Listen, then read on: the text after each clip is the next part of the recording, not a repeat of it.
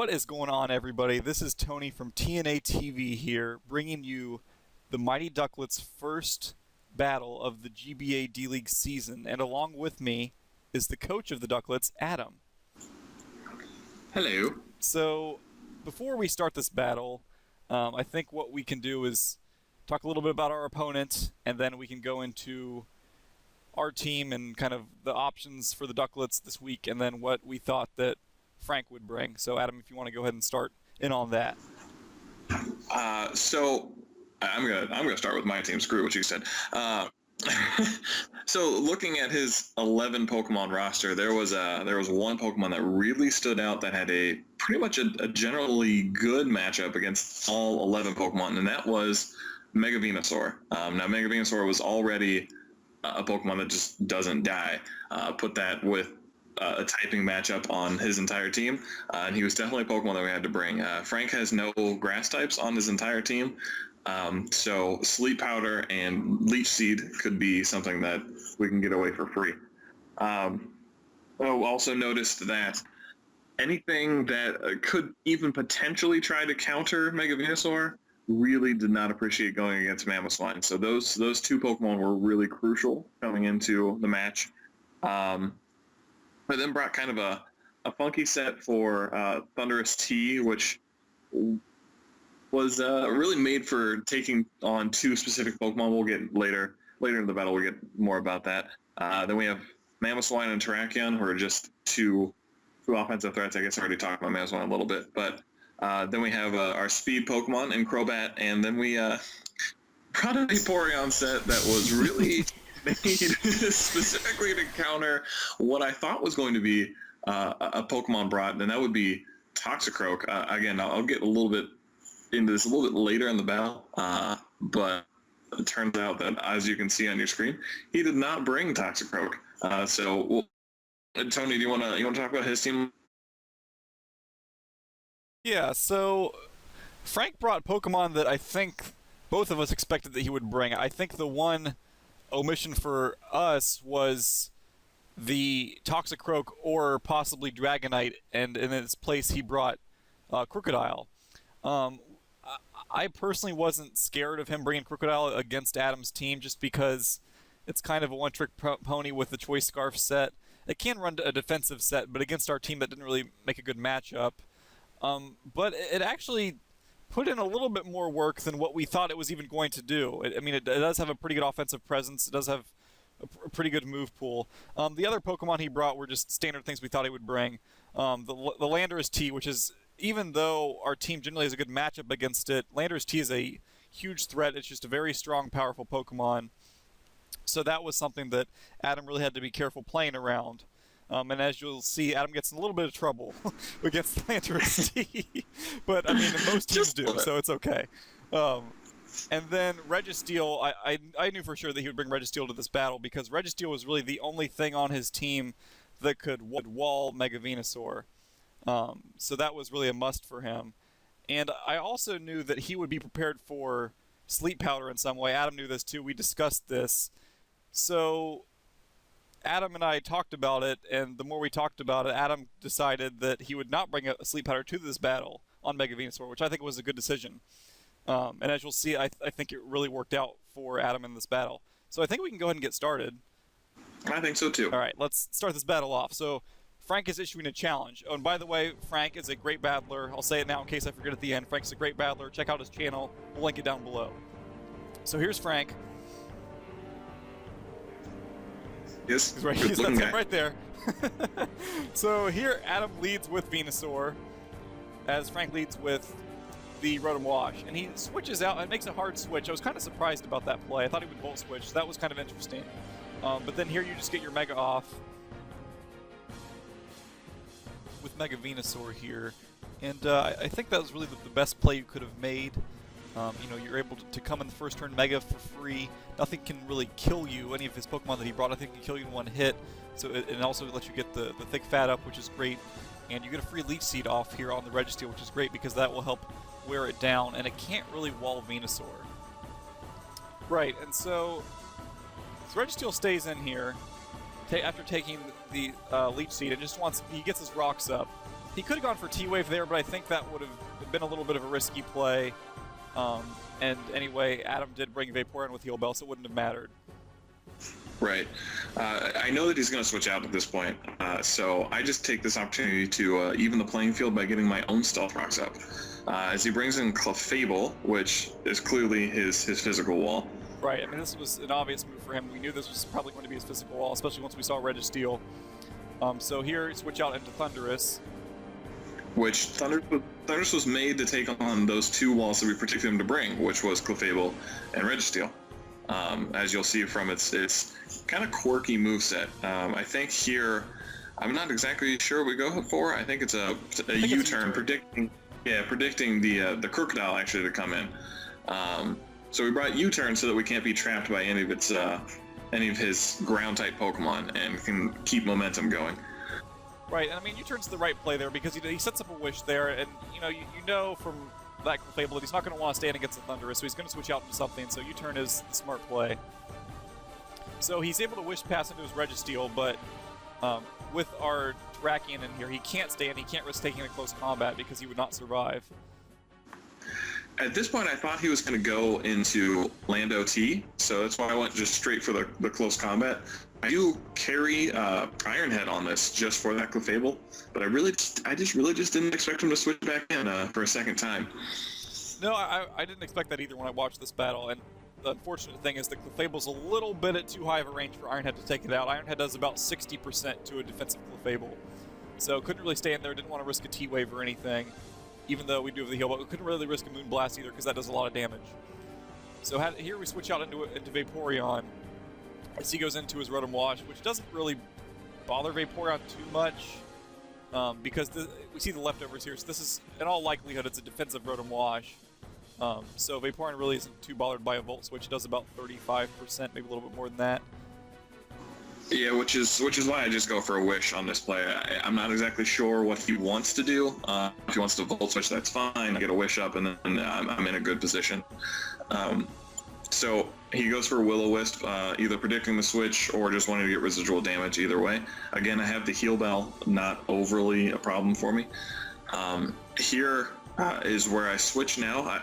He has the potential to go for double Willow if he wants. He has the potential to go for a Volt Switch to get momentum. Either way, still my safest and really most offensive switch is to go into Mega Venusaur, because I don't really care if I get burned. I'm a special attacker. Right, and he does go for the double Willow here and hits it.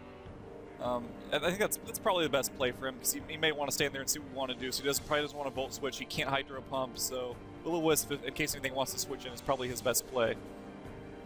But he's not going to want to stay in here. This is, again, the similar situation to what the first turn of the battle, except for now I'm burned.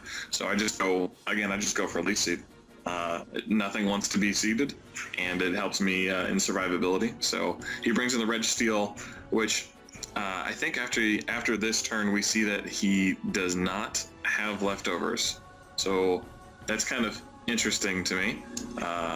We found out later on that he actually has the safety goggles, which would make really a complete counter to especially offensive Mega Venusaur, because I think HP Fire does like 30% max or something, maybe even something less than that, and he's immune to the Sleep Powder.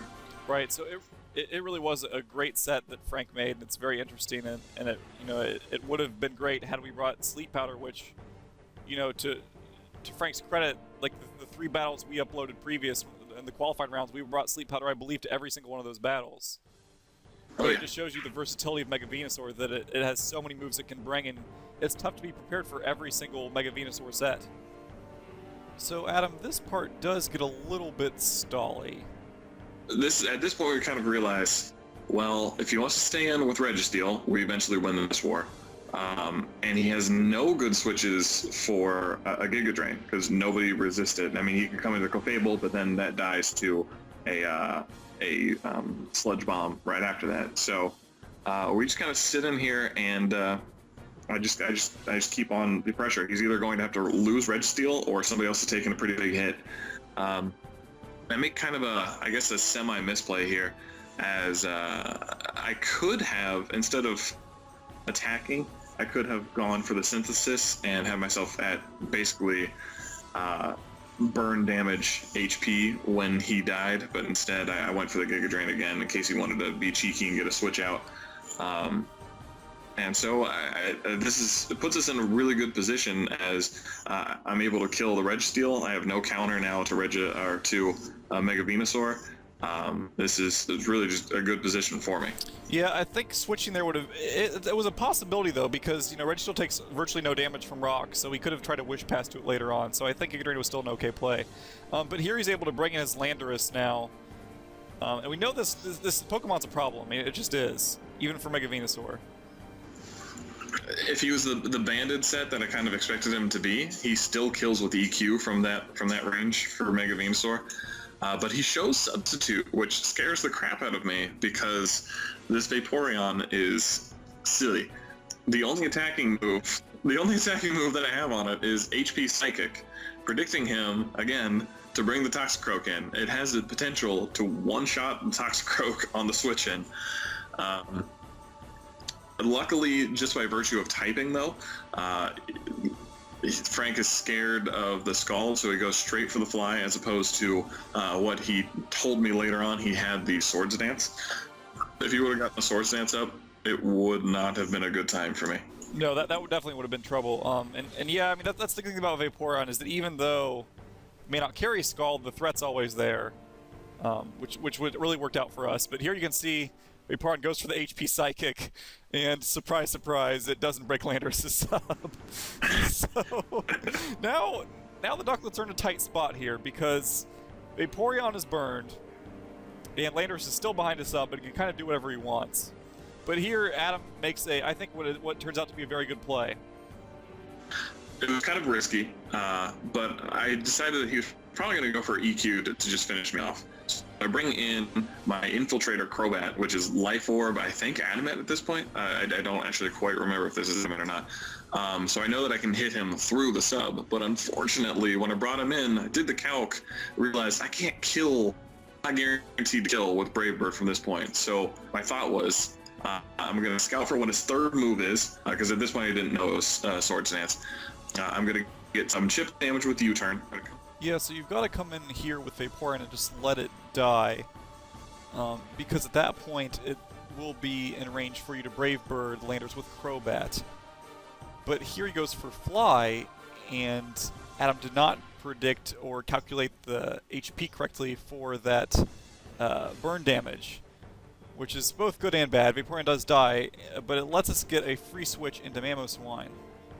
But I think in the end that was actually better that he died there, because Mamoswine's able to come in for free. Now he has to take a Fly, but Mamoswine can do that.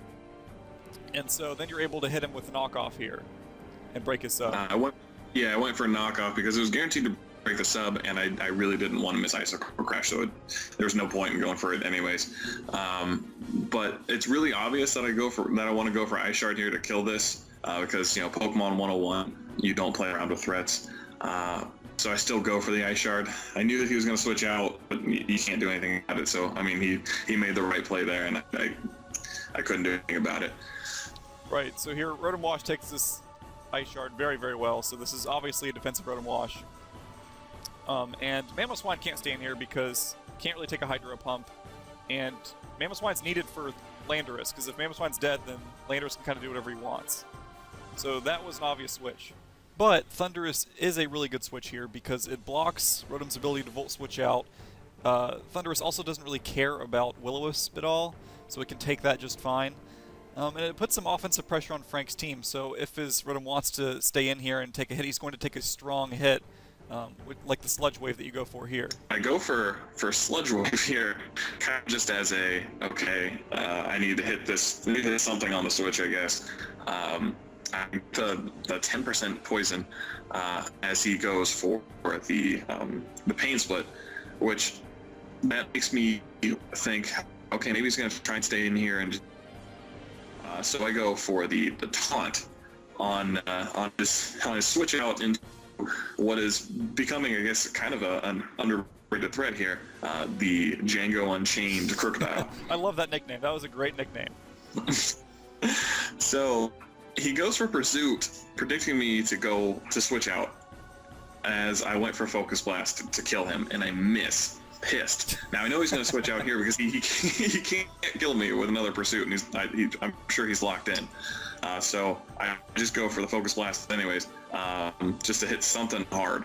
And that something hard happens to be Landorus, which is good for me because he takes some extra damage and it makes him less survivable in the long run. I think here he was worried that I had HP Ice, so he switches out. Spoiler alert, I don't. I actually showed all my moves there, which was Sludge Wave, Focus Blast, Taunt, and U-Turn. I went for Sludge Wave just for some reliable damage to make sure he couldn't sub up. And he happens to switch in Clefable, and it dies. At this point, Thundurus has done everything that I've wanted it to do, so I'm just going to keep it in for Death Fodder, which, unfortunately for Frank, he predicts me to switch out because the knockoff is so obvious. I don't die to that Pursuit, and I'm able to get a second kill with Thundurus. Yeah, and I think he really had to go for knockoff there. I mean, Frank talked about that in his upload. I think that was a little, that was too risky for him to go for Pursuit there. It wasn't really worth it for him, and he knows that. But I don't think it changed the outcome of the battle really, because Keldeo was able to come in and revenge kill easily. Figured it was a Specs Keldeo, because that's the standard set. But now Crobat's able to come in and threaten Keldeo out because, and that also tells us that the Keldeo is definitely Specs, not Scarfed, because it would have stayed in had it been Scarf Keldeo. So yeah, here's a Brave Bird from a Crobat. This is what Crobat does. Brave Bird everything. Thank you, Fizzy Stardust. Does a surprisingly large amount of damage to what is a defensive resist Rotom Wash, which even without the poison, I could have taken him out with the next stab move that we have, which is Cross Poison. So that doesn't really matter that much, and Crobat racks up another kill. This is a great switch for him though, because I have to take an extra turn of Life Orb to myself, which means the next time I attack, I'm gonna die. But at this point, he kind of has to sack something off, and the most important Pokemon that he still has is Keldeo. So he sacks off his Landorus to this Brave Birding fiend over here, known as Crobat. So it gets 2 kills before it takes itself out, which is great. He had a great battle. He had a great match. I was impressed. So now I have 3 onto his 1, but his 1 happens to be Keldeo, which is obviously very strong. I have 2 Pokemon weak to water, and I have Venusaur. So what I want to do is, hoping that he is indeed choice spec'd or potentially E-Belt, I want to lock him into a non-water move, which happens to be HP Flying for him. So if he was E-Belt, I don't think he actually kills here. I don't think so either, no. I think he had to be specs. Right, and so I mean, I was still freaking out at this point, because if he was E-Belt, I think I pretty much lost this, depending on this speed tie. Oh, actually, it's not even a speed tie. I'm running Adamant. I'm running Adamant, so I would have lost that regardless. But he happens to be choiced in. I take that just fine, and I'm able to take him out for the win, for the 2-0 win. Yeah, and that was a great victory for the Duckletts. Now, you saw that critical hit from Terrakion there. That really didn't matter, because even I think it's about an 80% chance to kill Keldeo with that close combat from the range of HP that Keldeo was at. And even if it doesn't kill him and he's left with the sliver, the Mamoswine comes into Nice Shards for the game. So, really didn't matter. So, I think that was a great battle. Frank played great, I think. He just made maybe 1 or 2 over predictions, but other than that, I think it was a very well-played match from both players. There were a couple critical hits, as you guys saw, but I don't think any of them affected the outcome of the battle, which I was really appreciative of, because I think that makes for the best battles when there aren't any crits that matter. Less hacks, the better. I will say that actually probably after this battle, I probably came away with a little less confidence than I had going in, and that was because, I mean, obviously I know that everyone is a great battler in this league, but I knew that I had a very good matchup against this team. I only was able to walk away with just a 2-0 margin of victory. I mean, obviously getting the win is fantastic, but only having a 2-0 when I knew that I had 2 Pokemon that really just run through his team is, I guess it's a little unsettling to know that even if you have a great matchup, doesn't mean you're going to win. So yeah, but I think that's kind of a credit to the players that are in the D League and also just the draft picks that people made, because you know this draft, there's only 8 players. There's less players than in the regular D League, and I think because of that, just the quality of the Pokemon that everybody has is just a little bit better. And so there really are very few Pokemon in the D League that have no counters. And so I would say in most battles, everybody's going to have something that can stop you from running wild. And I think in this case, Frank showed that with his Registeel to an extent, and Thundurus-T, which is just a great Pokemon in general. So I think the good news for the Duckletts is that they don't have to play Frank anymore. This was an out-of-conference game. So this is the only time. So Frank, if we see you again, it's going to be in the finals. So that's that. I think that we're okay with that, not having to face Thundurus-T anymore, because he's just a huge threat. Yeah. Well, unfortunately, I have Thundurus-I coming up in my next battle, which is against Mega Mogwai, Miguel, which leads me to 2 shout-outs. One to Frank, obviously, because he's a fantastic battler. It was a lot of fun playing him. Again, if you're subbed to me and you're not subbed to him, I don't know what the hell you're doing with your life. Definitely go over and sub him and watch his videos. They are fantastic. He's a great battler. And then the second shout out is to Miguel Mega Mogwai. If you're not subbed to him, then I don't know why you're here. He actually recorded this video for me so that we can speak over it, because I don't have a capture card. That was very nice of you. So thank you so much. Yeah, it was extremely nice. Don't think that means I'm going to take it easy on you next week. I mean, closing comments, it was a great battle. I'm glad I came away with a win. The knock on wood undefeated streak of the mighty Duckletts is still going. We'll see if we can continue that on. Hopefully we can.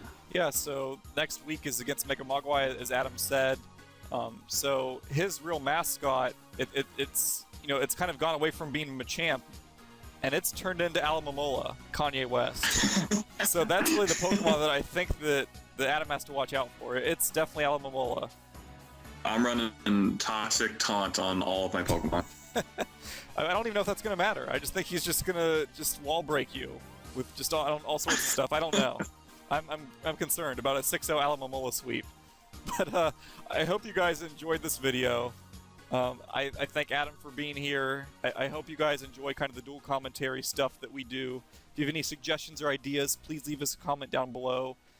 Think about subbing to us, because we'll be bringing you more of these battles in the coming weeks. And Adam, anything to add? Go Duckletts. That's right, go Duckletts. Until next week, guys. Peace.